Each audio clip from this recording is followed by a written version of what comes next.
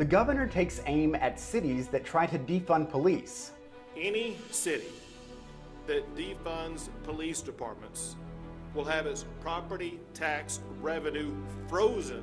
How Austin's mayor is responding as defunding becomes a growing issue on the campaign trail. A new problem for unemployed Texans. What the state's doing to stop scammers stealing data and payments from people in need. We're gonna beat this up! A viral video on TikTok, and you're paying for it. Why the fight against COVID-19 has state money going to social media stars. Hello, and thank you for joining us for State of Texas. I'm Josh Hinkle, and today I'm joining you from my home studio once again as we continue to social distance amid the coronavirus pandemic. Well, Governor Greg Abbott has proposed legislation to freeze a city's ability to raise property taxes if that city decides to defund police. He specifically called out Austin, and our politics reporter John Engel digs into what authority state leaders have to punish Austin and other cities in Texas. This is uncharted territory, John. Governor Greg Abbott offering a warning to cities that cut funding for police. They will never be able to increase property tax revenue again if they defund police. Abbott didn't say if he considers defunding cutting a police budget by $1 or $1 million, or whether a bill has been written. But the state's top Republicans have their eyes once again on Austin.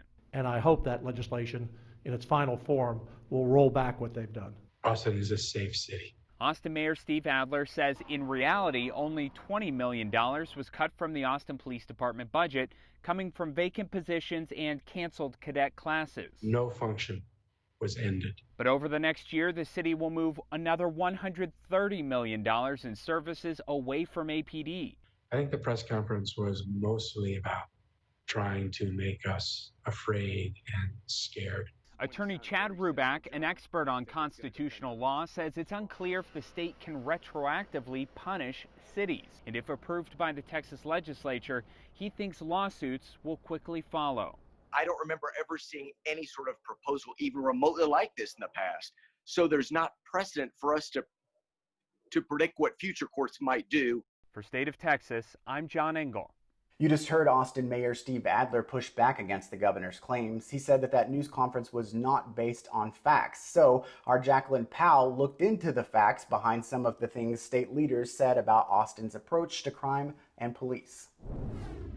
In this press conference, Governor Greg Abbott criticized Austin's recent crime rates. A new study showed that Austin, Texas is the #1 city in America in the year-to-year percentage increase in murders, with a percentage increase of more than 64% for the first half of this year. APD confirms that percentage taken from the city's crime stats as of June is accurate. But Mayor Steve Adler says the governor was quoting only part of the findings from a recent Wall Street Journal analysis. What that article also said was that Austin had the second lowest homicide rate of major cities in the entire country. Texas House Speaker Dennis Bonnen criticized Adler for voicing concerns a few years ago over tax reform that would cut the public safety budget. Mayor Adler in 2016's office put out a press release that said Austin alone would lose $15 million in 2016 if Senate Bill 2 property tax reform had been in effect.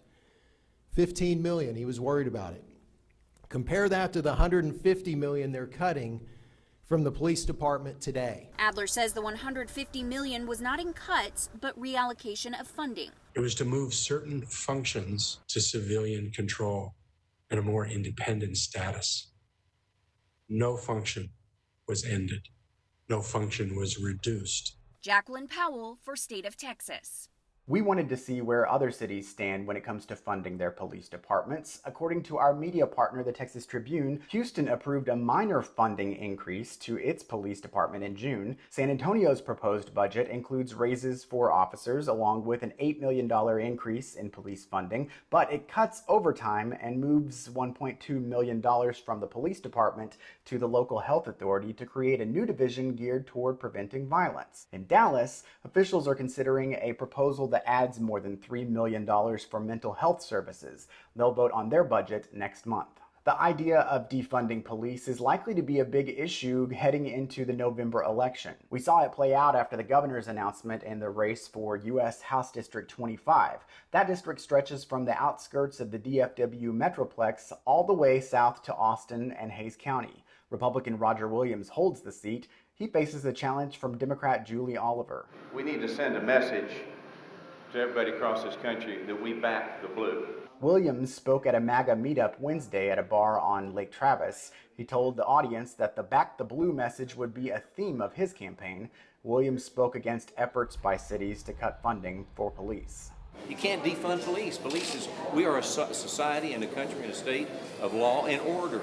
And you really have to look at what's happening around in Seattle and Portland and some of these other communities, beginning also Austin. It's not going very good. Oliver has campaigned on the need for police reform and accountability. She said the governor's proposal distracts from a failure to address critical issues facing the state. The governor's actions of threatening cities is truly a stunt, and it's meant to distract everyone from his failed leadership with respect to this pandemic and with respect to the Black Lives Matter protests and marches that have been going on across the state. The District 25 race could be close. A Democratic poll last month found Oliver down just 2 points to Williams. She lost by nearly 9 points in 2018. In the face of continued gun violence in America, we demand change. Texas Democrats make their mark at a convention that mostly kept them on the sidelines. How their short time in the spotlight led to some memorable moments. Well, I would say a vote for either Trump or Biden this election is a wasted vote. A candidate for president aims to shake up the system. The idea is she's pushing to get Texans to vote libertarian. And hundreds of people reached out to our investigators, wanting to know why they're still having trouble reaching the Texas Workforce Commission about unemployment. An update on the effort to get answers.